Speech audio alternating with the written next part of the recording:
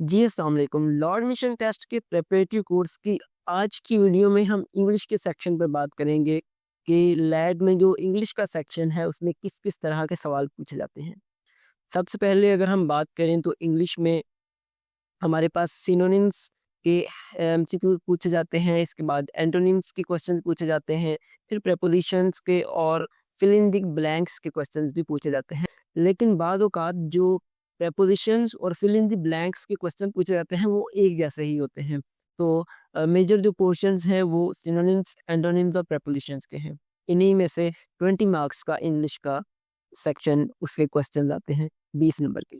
अगर सिनोनिम्स की बात करें तो एक मिसाल से इसके एक एमसीक्यू को सॉल्व करने की कोशिश करते हैं कि आपको अगर एग्जाम में क्वेश्चन पूछा जाए, let's say mark the correct synonym of the word abundant. Abundant एक लफ्ज़ है वोकैबुलरी का, वो आपसे पूछा जा सकता है कि इसका सिनोनिम मार्क करें करेक्ट।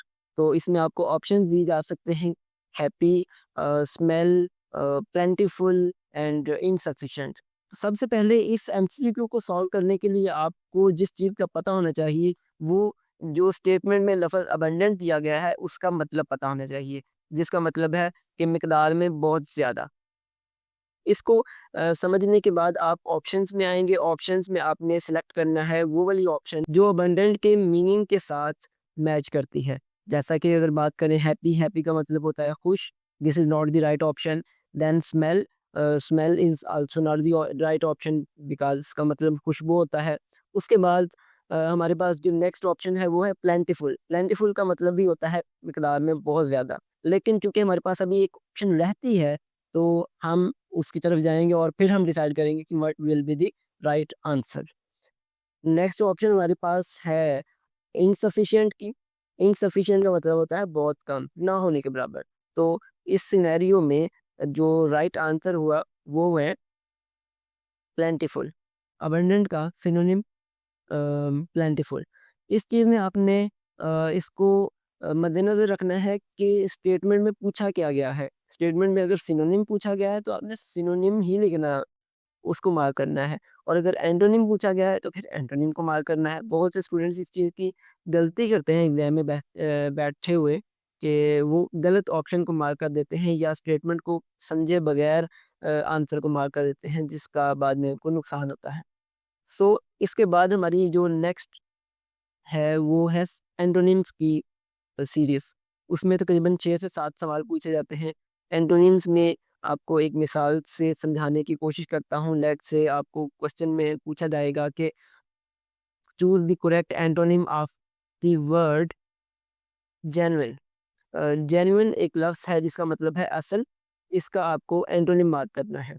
तो इसमें आपको ऑप्शंस दी जाएँगी कि ऑप्शन है हमारे पास fake, real, honest, next option हो सकती है आपकी ट्रू।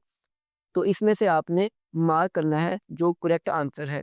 तो सबसे पहले हमें ये जानना है कि जो लफ्ज़ जेन्युइन है उसका मीनिंग क्या है? उसका मीनिंग है असल। तो अब हम ऑप्शंस में आएँगे, ऑप्शंस में आकर देखेंगे कौन-सा इसका राइट ऑप्शन है। फेक का मतलब होता है नकल, रियल का मतलब होता है असल, इसके बाद ट्रू, ट्रू का मतलब होता है सही, और इसके बाद ऑनेस्ट, ऑनेस्ट का मतलब होता है ईमानदार। तो इनमें से जो राइट ऑप्शन है वो है फेक। इसी तरह की मज़ीद एमसीक्यूज़ आपको मैं लिंक में प्रोवाइड कर दूँगा, आप इसमें जाके प्रैक्टिस कर सकते हैं और अपने जो टेस्ट है उसकी तैयारी को बेहतर बना सकते हैं।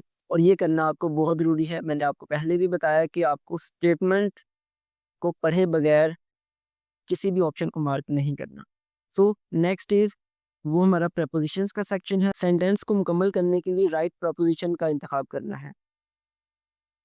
उसमें आपको इस तरह से क्वेश्चन पूछे जा सकते हैं, लेट्स से कि he is afraid dash the dark. तो इसका मीनिंग ये बन रहा है कि उसको अंधेरे से डर लगता है। तो इसमें ऑप्शंस पूछी जा सकती हैं जो उस खाली जगह को मुकम्मल करेंगी कि अफ्रेड के साथ कौन-सी प्रेपोज़िशन लगाई जाती है।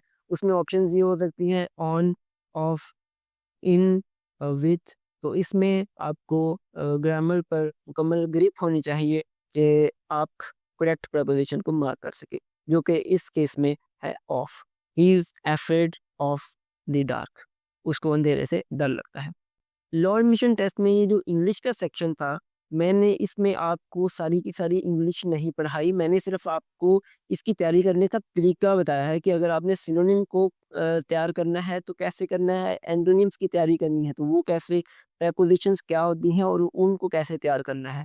और definitely I will provide the resource and helping material so that you can practice well. तो इसी के साथ ये हमारा इंग्लिश का जो सेक्शन है इसकी तैयारी का जो एक ओवरव्यू है ये मैंने आपको प्रोवाइड किया, और इसी के साथ मैं इस वीडियो का इख्तिताम करता हूँ। नेक्स्ट वीडियो में मैं जनरल नॉलेज पे बात करूँगा, और जनरल नॉलेज की जितनी भी रिक्वायरमेंट्स हैं उसको तैयार करने के लिए कि आप कैसे अपने जनरल नॉलेज के सेक्शन को बेहतर बना सकते हैं, उसमें आप अच्छे मार्क्स स्कोर कर सकते हैं।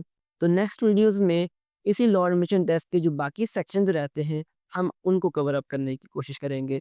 मुझे दीजिए इजाज़त, मैं मिलता हूँ नेक्स्ट वीडियो में। टिल देन स्टे ब्लेस्ड, अल्लाह हाफ़िज़।